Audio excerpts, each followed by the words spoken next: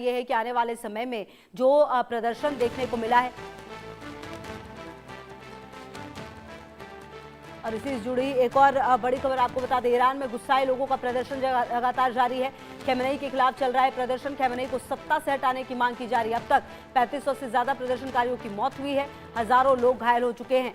तो आपको बता दें कि खमेनेई को सत्ता से हटाने की मांग लगातार की जा रही है और लगातार जो प्रदर्शन है वो देखिए किस तरीके से ईरान में इन दिनों सत्ता के खिलाफ जो विद्रोह है वो लगातार चरम पर है। सुप्रीम लीडर खमेनेई की नीतियों के खिलाफ युवा सड़कों पर है, सरकार को उखाड़ फेंकने की बातें कही जा रही है। लेकिन अब सवाल यह है कि IRGC और जो अर्धसैनिक नेटवर्क बासिस, इन दोनों ईरानी सत्ता की रीढ़ उनको भी उतार दिया गया है और ऐसे में अब तक 3500 से ज्यादा प्रदर्शनकारियों की मौत हो चुकी है, ये आपको हम बता दें। और अगर आप बासिस को समझें और IRGC को समझें तो कहीं ना कहीं अगर IRGC सत्ता की तलवार है तो बासिस उसका डर फैलाने वाला साया। बासिस कोई साधारण पुलिस या मिलिशिया नहीं है, ये समाज के भीतर बुना हुआ नेटवर्क है। आपका पड़ोसी, दुकानदार या क्लासमेट भी बासिस से जुड़ा हो सकता है। वहां मुखबिरी एक सिस्टम का हिस्सा बन चुकी है। ईरानी बलों को विद्रोहियों पर गोली चलाने के लिए अक्सर किसी कानूनी इजाजत की जरूरत नहीं होती और इसीलिए ईरान में विरोध सिर्फ सरकार से नहीं अपने ही समाज में भी टकराव बन जाता है। तो खमेनेई के खिलाफ प्रदर्शन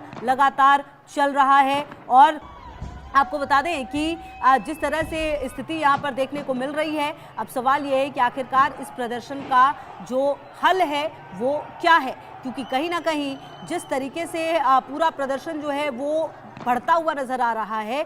अब सवाल ये कि क्या किसी और देश की एंट्री होगी तभी जाकर यहाँ पर प्रदर्शनकारी मानेंगे, क्योंकि ईरानी शासन विरोध को केवल बल से नहीं तोड़ता बल्कि मनोवैज्ञानिक तौर पर खत्म करने की भी कोशिश कर रहा है। और शायद यही वजह है कि IRGC और साथ ही साथ जो बासिस है उसका डर फैलाने की जो पूरी कोशिश है वो यहाँ पर की जा रही है। अगर आप कहीं ना कहीं IRGC एक पारंपरिक सैन्य बल नहीं बल्कि एक समानांतर स्टेट कहा जाता है। अपनी सेना, खुफिया तंत्र, साइबर यूनिट और विदेशों में सक्रिय नेटवर्क इसकी असली ताकत है। दरअसल ईरान की अर्थव्यवस्था का बड़ा हिस्सा तेल, कंस्ट्रक्शन, पोर्ट्स, टेलीकॉम आदि IRGC के हाथों में ही है। संसद, न्यायपालिका और मीडिया में भी इनकी गहरी घुसपैठ है। तो कहीं ना कहीं जो पूरा प्रदर्शन है वो हो जरूर रहा है खमेनेई के खिलाफ, लेकिन सत्ता से हटाने की मांग भी की जा रही है। लेकिन ये जितना आसान नजर आता है उतना आसान ये है नहीं। ईरान में छात्र आंदोलन जरूर होते हैं, पहले भी होते रहे। महिलाओं के नेतृत्व में बड़े प्रदर्शन होते हैं, आर्थिक बदहाली पर सड़कों पर गुस्सा फूटता है, लेकिन हर बार अंत एक जैसा होता है। इसका मुख्य कारण ही रही है तुलनात्मक शून्यता, यानी ईरान सरकार किसी भी बढ़ते हुए नेता को या तो जेल में डालती है या देश से निकाला दे देती है। अब देखना यह है कि सड़क पर ये जो भीड़ इकट्ठा है वो कब तक इकट्ठा रहेगी, क्योंकि इंटरनेट ब्लैकआउट भी एक अहम कारण है। जैसे ही प्रदर्शन तेज होते हैं सरकार इंटरनेट बंद कर देती है, जिससे प्रदर्शनकारी आपस में समन्वय भी नहीं कर पाते। और इसके अलावा सेना या सुरक्षा बलों में बड़े पैमाने पर विद्रोह नहीं होना भी इन विद्रोहों का अक्सर हल्का कर देता है। और IRGC और बासिस की वफादारी सुप्रीम लीडर से बहुत ज़्यादा है, इसलिए भी ईरान में आंदोलन कमज़ोर पड़ते हैं। अब सवाल यह है कि क्या बाहरी दबाव, प्रतिबंध, कूटनीति, यहाँ तक कि सैन्य कार्रवाई भी ईरान के भीतर सत्ता ढांचे को कमजोर नहीं करती, क्योंकि बल्कि कई बार उसे और मजबूत भी करते हुए देखी गई है, क्योंकि मौजूदा शासन इसे देश बनाम दुश्मन की लड़ाई दे देता है। और अब सवाल यह है कि ये जो पूरा प्रदर्शन हो रहा है आखिरकार ये कहाँ जाकर रुकेगा। तो आपको बता दें कि जो ये चेतावनी है UNSC की बैठक में अमेरिका के तेवर जो है वो काफ़ी सख्त नजर आए हैं और जो राजदूत है माइक वॉल्ट्ज का बयान जो है सामने आया। बैठक के बाद अमेरिका ने ईरान को धमकी भी दी है। UNSC की बैठक में अमेरिका के सख्त तेवर, बड़ी बातें क्या रही है देखिए। बैठक के बाद अमेरिका ने ईरान को धमकी दी है। ट्रंप बातें नहीं करते, वो एक्शन लेते हैं। ईरान पर कार्रवाई के लिए सभी विकल्प खुले हुए हैं। ईरान ने भी अमेरिका को जवाब दे दिया है। US ने हमला किया तो हम करारा जवाब देंगे, ये भी कहा जा रहा है। तो दोनों तरफ से देखिए कहा गया कि ट्रंप बातें नहीं करते, एक्शन लेते हैं।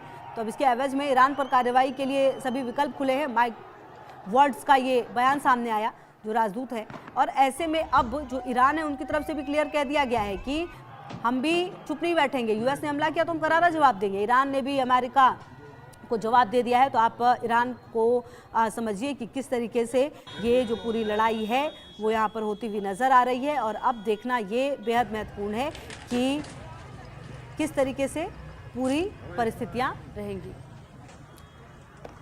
वहीं आपको बता दें कि ईरान पर हमले की आशंका है। कौन हमले के खिलाफ है, अगर हमले के खिलाफ कौन कौन है वो देखिए। अगर आप सऊदी अरब, इसके अलावा कतर, ओमान और मिस्र, ये वो देश है जो हमले के खिलाफ हैं। अब देखिए कहीं ना कहीं ऐसा होता है कि हर देश के अपने दुश्मन और दोस्त होते हैं, परिस्थितियां चाहे जो भी हो। लेकिन फिलहाल अभी जो ईरान पर हमले की आशंका है वो यहाँ पर है और देखना है कि किस तरीके से ये पूरा जो ईरान में जो कुछ भी शुरू हुआ है वो कैसे और किस तरीके से ख़त्म होगा, क्योंकि कहीं ना कहीं जो लोग हैं वो काफ़ी ज़्यादा परेशान हैं। जो प्रदर्शनकारी हैं उनका प्रदर्शन ज़रूर शुरू हुआ था और ऐसा लगा था कि बहुत कुछ बदल जाएगा ईरान में, लेकिन फ़िलहाल ऐसा कुछ हुआ नहीं है, जबकि लोगों की ही जान गई है और जो बेगुनाह हैं उनको भी सज़ा मिली है, प्रदर्शनकारियों को भी मारा गया है लगातार। तो क्या ये चलता रहेगा, जो प्रदर्शनकारी हैं वो प्रदर्शन करते रहेंगे और उन्हें समय समय पर ख़त्म किया जाएगा, ये भी देखने वाली बात होगी। फ़िलहाल ईरान में कुछ भी ठीक नहीं है और देखना है कि किस तरीके से यहाँ पर जो विद्रोह है वो होता हुआ नज़र आ रहा है और कब ये रुकेगा और थमेगा, ये देखना अपने आप में काफ़ी खास है।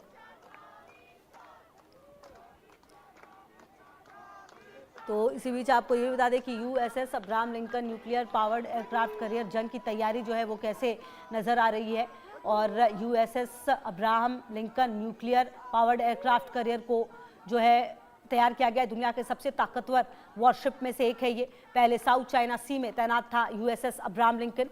मिडिल ईस्ट में पहुंचने में करीब 7 दिन का वक्त लगेगा इसे। मिडिल ईस्ट में फिलहाल कोई अमेरिकी स्ट्राइक ग्रुप मौजूद नहीं है। तो पहले साउथ चाइना सी में इसे तैनात किया गया था, लेकिन अब जो तैयारी है वो अमेरिका की पूरी है और अमेरिका और ट्रंप की तरफ से लगातार आपको बता दें कि कई बार ये कहा गया कि अगर प्रदर्शनकारियों के साथ कुछ गलत हुआ तो फिर अमेरिका इसमें इंटरप्ट करेगा।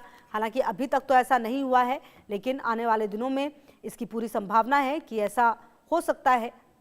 हालांकि ईरान भी चुप नहीं बैठेगा, ये भी तय है, जवाब तो ईरान की तरफ से भी दिया जाएगा। तो देखना है कि किस तरीके से ये जो पूरा युद्ध है वो लगातार जो प्रदर्शनकारी हैं उनका पूरा प्रदर्शन चल रहा है। कहीं ना कहीं इन सब के बीच देखिए जो बेहद महत्वपूर्ण है वो ये भी कि कुछ समय से जिस तरीके से ईरान में ये प्रदर्शन शुरू हुआ है, अब ईरान पर कार्रवाई हुई तो क्या होगा ये भी अब आप समझिए। ईरान यूएस पर न्यूक्लियर अटैक कर सकता है, पूरा इलाका विदेशी सैनिकों की जद में होगा, सीरिया गजा जैसे हालात हो जाएंगे। यहाँ पर भी रिबल फोर्सेस पूरे इलाके में कोहराम मचा देगी, क्रूड पर कब्जे की अनंत जंग छिड़ जाएगी। जी हाँ, क्योंकि जो सोर्स है तेल का वो काफ़ी ज़्यादा है और ऐसे में सारे जो सुपर पावर है वो चाहेंगे कि अपनी पावर और बढ़ाए। और शायद आप समझिए कि अमेरिका और ट्रंप अगर प्रदर्शनकारियों की चिंता करें तो प्रदर्शनकारियों की चिंता के पीछे कितना सच है ये तो जांच वाली बात हो सकती है, लेकिन जो असल मुद्दा है वो तेल है और कहीं ना कहीं हर जो सुपर पावर है वो अपने आप को लगातार और ज़्यादा मजबूत करने पर ध्यान दे रही है और तेल एक बहुत बड़ा जो विषय है वो होने वाला है आने वाले समय में, क्योंकि कहा जा रहा है कि अगर ईरान पर कुछ भी हुआ इस तरीके से तो तेल पर जो कब्जा है वो अमेरिका करके अपनी मोनोपोली चला सकता है। तो ये देखना है। हालांकि जो परिस्थितियां नज़र आ रही हैं वो काफ़ी ज़्यादा ख़राब ईरान में नज़र आ रही हैं।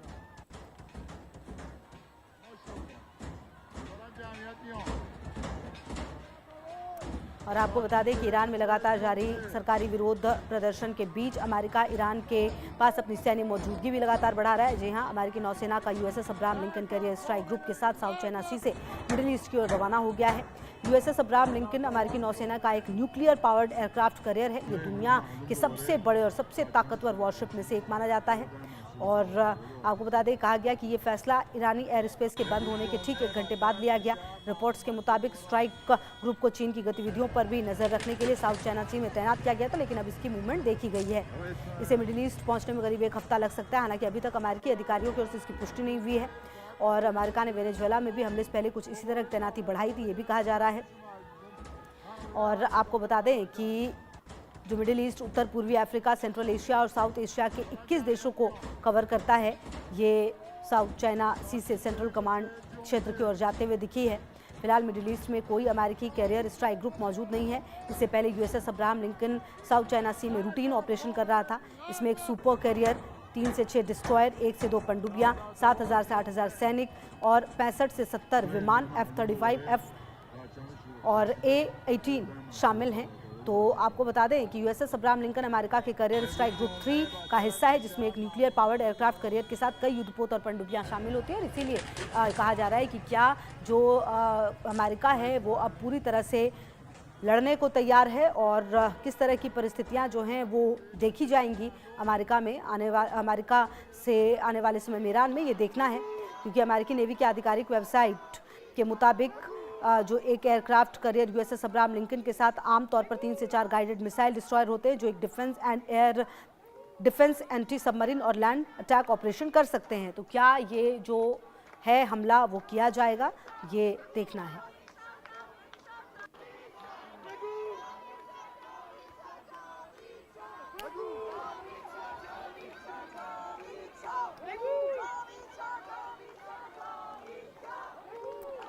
और देखिए, जिस यूएसएस अब्राहम लिंकन की बात हो रही है, 1988 में एनएनएस कंपनी ने इसे बनाया था, जो अगर आप देखिए, और 1989 में अमेरिकी सेना में इसे शामिल किया गया। और इसकी बात इसलिए हो रही है क्योंकि इसे रवाना किया गया है, और अगर इसे लाया जा रहा है तो कुल मिलाकर ये मानिए कि पूरी तैयारी अमेरिका की कर दी गई है, अमेरिका की तरफ से। और इसकी लंबाई जो है 333 मीटर है, चौड़ाई 76.8 मीटर है, वजन 1 लाख टन से ज़्यादा है, स्पीड 56 से 60 किलोमीटर प्रति घंटे की है। और इसके करियर स्ट्राइक ग्रुप 3 का ये हिस्सा है अमेरिका के। न्यूक्लियर पावर्ड वॉरशिप है इसमें। 25 से 30 सालों तक रिफ्यूलिंग की इसको ज़रूरत नहीं होती। 75 से 80 एयरक्राफ्ट ले जा सकते हैं। हवाई, समुद्री और ज़मीन तीनों ठिकानों को निशाना बनाने में ये सक्षम है। तो क्या इसीलिए यूएसएस अब्राहम लिंकन को निकाला गया है और इसको तैनात किया जा रहा है?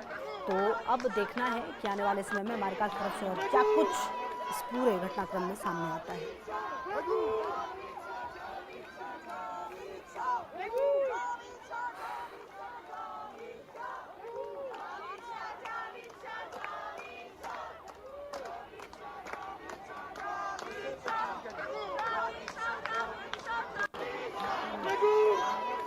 बढ़ते आगे। जम्मू